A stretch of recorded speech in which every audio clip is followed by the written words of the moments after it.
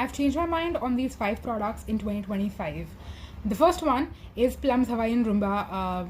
The scent in general, be it the body wash, the perfume, even the body lotion, I had used the same scent for so many years consistently, and it was my holy grail, but my nose, I think, just got used to it, and now whenever I smell it, it gives me a headache. So unfortunately, it's not a favorite anymore.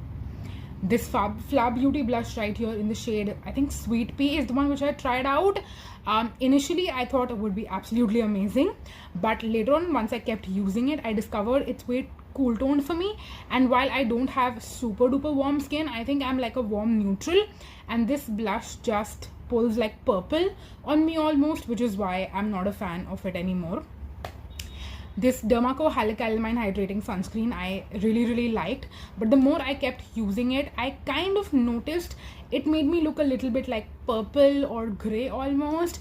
So if I ever wore it without any makeup at all, like if it was just skincare that I was wearing on a specific day, it made me look quite ashy. So unfortunately, I'm not a fan of it, and I did not repurchase it actually in a very long. K Beauty's loose powder, I have actually spoken about as a really great product for me in the winter time, because that's when my skin is not super oily and I don't need something that is very oil controlling in specific. But I think there are way too many other products that are out there in the market, and this one is pretty expensive for what you get, and I would rather go for something that works for me throughout the year versus something that works for me only in the winter time. So that's why I'm not going to be buying it anymore.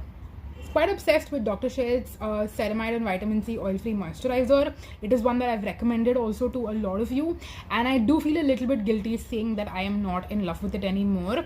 While it is a really great oil-free moisturizer, I think there are so many other options that are way better out there.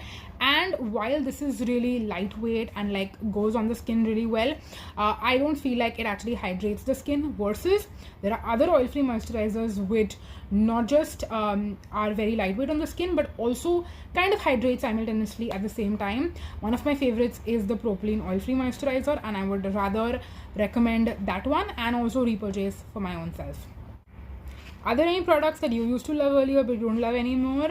If that is the case, then let me know what they are. I would love to know and feel like I'm not the only one out there who has changed my mind on certain older favorites.